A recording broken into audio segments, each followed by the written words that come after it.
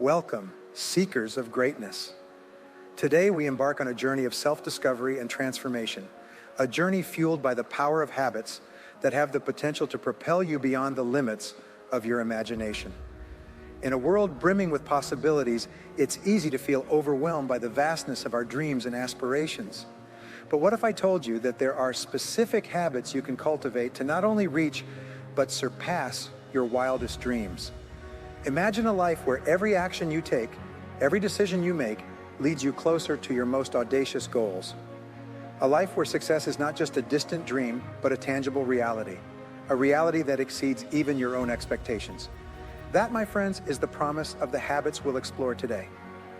From the moment you wake up to the final moments before you drift off to sleep, these habits will serve as your guiding lights, illuminating the path to greatness. They will empower you to break free from the shackles of mediocrity and embrace the extraordinary potential that lies within you. As we journey together, I invite you to open your mind and heart to the infinite possibilities that await. Let go of any doubts or limitations that have held you back in the past, and dare to imagine a future where success knows no bounds. So, are you ready to embark on this transformative journey? Are you ready to discover the habits that will take you beyond what you ever imagined possible? If so, let's dive in and unlock the secrets to a life of unparalleled success, fulfillment, and joy. The more responsibility you accept, the more control you have. The more control you have, the greater freedom you have. You're about to hear a speech that will change your life by Brian Tracy. Relax, take notes, and watch this entire video so you don't miss anything that could have a big impact on your life. In life, you decide to be responsible or irresponsible. Being irresponsible, the top 10% of people, is being fully responsible. These are leaders. And you can be a leader without followers. You can be a leader without a team. A leader is a person who behaves like a leader, and a leader is someone who assumes total responsibility. Total responsibility. The more responsibility you accept, the more control you feel you have over your life. Not just physical and financial control, but emotional control. You feel like you're in charge. The more control you have, the more freedom you have. If you were to ask people why they want to start their own business, why they want a lot of money, if you ask them again and again, the final question they will always give you is to be free. We all want to be free. We love freedom. No human being has ever said, "I have too much freedom, please take it away."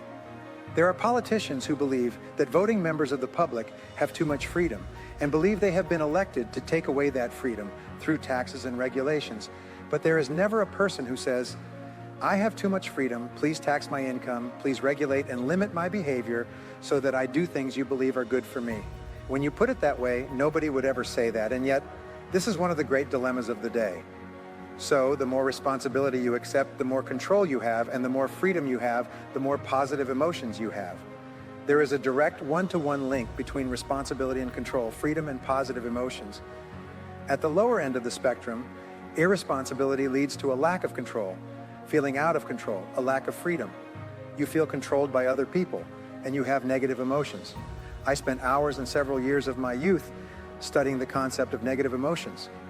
This is one of the most important work ever done, based on people from all over the world, because the only thing standing between you and a fabulous life are negative emotions, fear, and negative emotions. If you don't have negative emotions, since nature abhors a vacuum, what will your mind be filled with? If you don't have negative emotions, the mind doesn't stay empty. What will fill it? It will be filled with positive emotions, love, happiness, joy, and exhilaration.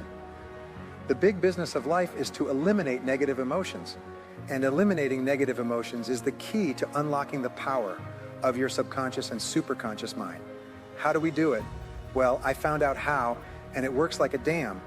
We say here the trick of negative emotions. Now, this is my creation, the tree of negative emotions. It's something I designed.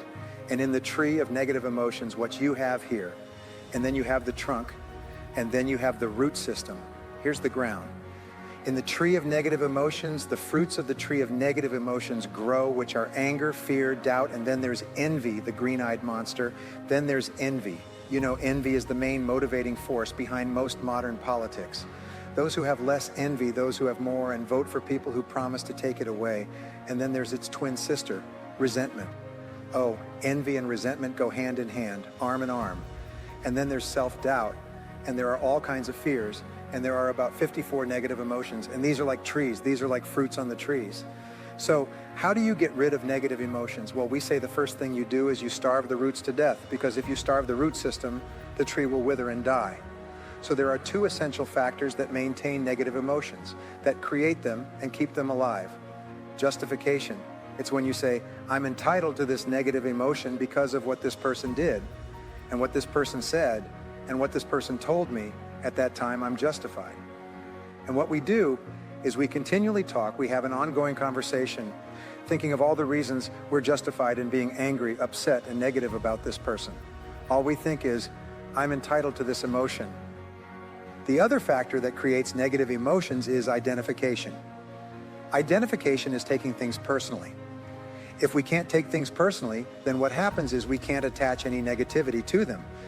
If it's not personal, for example, if someone robbed a store in Bangladesh 2 weeks ago and took all the money from poor people, we don't suffer any negative emotion because we don't take it personally. We look at unfortunate experiences that happen in the world, earthquakes and tsunamis and so on, but we don't get excited about them because they don't really affect us. How many people went to bed writhing, crying over the Japanese tsunami and the closing of the nuclear reactor? We read about it in the newspaper and then just watched something else on TV. Went to the comics section or sports. For us, there's no emotion associated with it because we don't take it personally. And so if you stop justifying and creating reasons why you're entitled to the negative emotion and stop identifying with your negative emotions, they begin to wither and die. How you starve the fruits of the tree of negative emotions, you become non-judgmental. If you can become non-judgmental, in that case, you simply refuse to judge. You simply refuse, as they say, that prejudice is the bias. And so what you do is you don't judge. In the Bible, which is a book that gives many insights into peace of mind, it says, "Do not judge lest you be judged, for with the judgment you use, you will be judged also." In other words, if you judge other people, they will judge you. So what you do is you don't judge, and if you don't take a side or an opinion, you have no associated emotion. You completely disconnect the emotion. So when you hear something, don't get upset or angry about it. Just don't judge. You say, well, let's look at all the facts. I have worked with great leaders whose companies face tremendous crises, and in all cases they remain as calm as water. They are calm and passive and don't judge. They say, well, let's see exactly what happened. And so they ask questions. I wrote a book about this called, it was about to be called Crisis Moment. They called it Crisis Point. But what it basically says is that it teaches people to stop the clock, stay calm, get the facts, and not judge. They don't get angry, they don't get upset, they don't get rattled, they stay calm. And the measure of how successful you are as a person is how calm you can remain when there's turbulence in the world around you. Instead of getting stuck right away, the second is identification. Don't take things personally, and so we say here we become non-judgmental. And secondly, we disidentify. Bonding is non-bonding. It is only when we bond to an outcome, when we bond to money, when we bond to a relationship or bond to a job, it is only when we bond and get emotionally attached that it can cause us some unhappiness, anger, or resentment, or negativity. That's why it's so important to step back and emotionally detach from it so as not to get upset about it and say, well, it's just like thinking about things that happened in the past. We say, well, things just happen, as simple as that. Things just happen. And you say things just happen, well, this happened. Yes, things happen. You know, the old rhyme with what happens, yes, things happen. And if you can say that, then you stay calm. Now, here's an interesting point. Calmness is what leads to peace of mind. Calmness is also coextensive with self-esteem, confidence, effectiveness, and creativity. When you emotionally engage in anything, all your higher creative mental powers are shut off and you go back to fight or flight.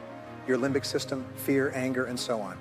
As long as you emotionally engage, you can't think clearly. There's a line from Francis Bacon that says, it makes a man not able to be true to his own ends in any way. In other words, we get so excited about it that the key is to stay calm.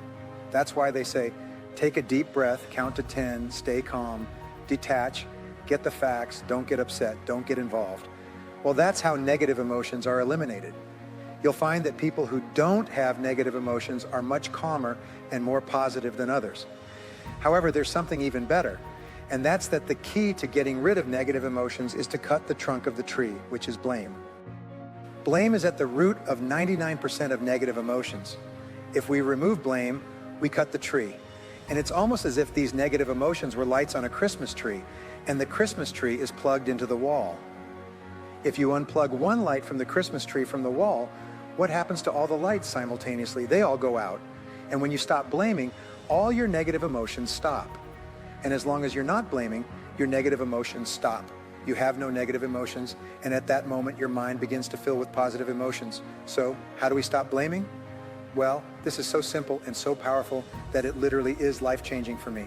I still have to use it every day because your life is full of difficult people and unexpected setbacks. Of course it is. So the only question is not what happens. You can't change that. You can change how you respond, your responsibility. So nothing and no one makes you angry. There's no anger or negativity in a situation by itself. It has no emotion attached, no more than a rock. Any emotion in a situation is emotion that you put into that situation by the way you interpret it for yourself, by the way you justify, identify, or blame. So, by removing blame and negative emotions, remove them using the law of substitution. The law of substitution says, replace the thought of blame with this affirmation, I am responsible. Now this seems so simple, and yet I still think about it and use it every day. It is impossible to blame and accept responsibility at the same time. One cancels out the other. So it is impossible to be negative and accept responsibility. It is impossible not to feel empowered when you accept responsibility. So say these words, say, I am responsible. Now, I want you to think of any negative experience in your life that still causes you anger, sadness, or unhappiness, and simply say instead, I am responsible. Just think to yourself, I am responsible, I am responsible.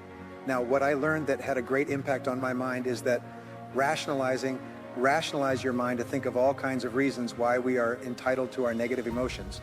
So instead of using our mind against ourselves by committing emotional harakiri, where you cut your stomach and stab yourself and make yourself unhappy and miserable, you use your mind to eliminate the expression of negative emotions. So if you think of any negative experience in your life, you simply say, wait a minute, I am responsible. I am responsible. And then you think, in what way am I responsible? How am I responsible? If you're dealing with a negative situation that you've had for a long time, the first time I recommend it is very difficult because you've fallen in love with your negativity and don't want it taken away from you. People don't want to give up their negativity, so you'll have to play with this idea and say, wait a minute, let's say you had a horrible relationship and the person treated you very, very badly and it ended in a terrible divorce and emotional stress. What you do is say, wait a minute, I am responsible, I am responsible. Now, how and in what way could I be responsible? Well, I got into the situation. I married the person when it was clear it wasn't going to work out. I stayed in the situation. In fact, even before I got married, I knew this wasn't good. But I did it anyway because my mother expected me to, and we had already sent out the invitations. And I could have backed out. 38% of people who get married say that if it weren't for all the people coming, they would have changed their minds already. I had this great experience. I was taking a taxi to the airport, and I told the driver, please take me to the airport. He said, where do you need to go? I said, well, I'm going to Vancouver. He said, it's nice to pick up someone who knows where they're going. And I said, really? Last night I had a passenger who was very interesting. This woman called me to come to her house and pick her up, but I was supposed to go through the back alley and wait, and the passenger would come out. So I drove, found the address, and there were cars up and down on both sides of the street, lights on, a big party in full swing, and people everywhere having fun. So I said, I'm going to go around the block, and he stopped in the alley and waited. About 5 or 10 minutes later, this woman came running out with her suitcases to the car and said, take me to the airport. He said, great. He started heading to the airport and asked, where are you going? She said, the first plane out in any direction, I don't care. He said, really? He said, I've never had that before. He said, see all those people back there? He said, that was my wedding reception. I got married this afternoon and I knew I shouldn't marry that guy. And when I got home and I was taking off my clothes, changing after the wedding, I sat in my room and thought, my God, what a mistake I've made. This is really stupid. He said, I'm getting out of here before it goes any further. He said, take me to the airport. I'll take the first plane in any direction. And so he did. And yet 38% of people who get married think this way. This is according to marriage counselors. By the way, they count couples. They find that around 38% on average, based on a study of 100,000 counseled couples, decide not to get married. My point is this: if you had a bad business deal, who got you into it? You did it to yourself. You made the decision. You made the choice yourself. You had some doubts, but you went ahead or didn't get enough information. In other words, use this brilliant mind of yours to think of all the reasons why you are responsible. And when you do that, you'll find that negativity begins to disappear, and you stop being negative about the other person. You say, I'm an adult, I made some bad decisions. Now that was really dumb. And then you start telling yourself, that was a dumb decision. I was really stupid to do that. If I had researched more, or had thought about it, or had listened to my intuition, and so on. Now you're using your mind to keep yourself calm, positive, and clear. And you keep saying, hey, I am responsible. I am responsible. And as you say, I am responsible, you pull the plug of the negative emotions tree and all your negative emotions stop. This applies, by the way, to a negative situation in your life that still makes you angry when you think about it. If you apply this, within a few days, every time that memory arises, you'll cancel it by saying, wait a minute, I am responsible. In a few days, it will stop arising and eventually fade away and vanish.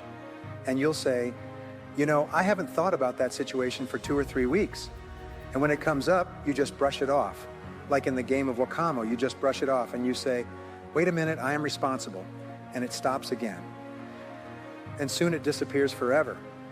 And as we come to the end of our journey, let us pause to reflect on the profound impact of the habits we've explored today.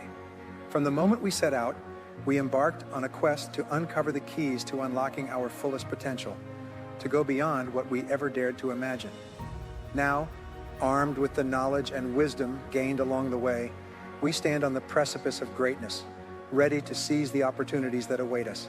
The habits we've uncovered are not mere routines, but powerful tools that have the potential to transform our lives in ways we never thought possible. As we bid farewell to this journey, let us carry with us the unwavering belief that we are capable of achieving greatness.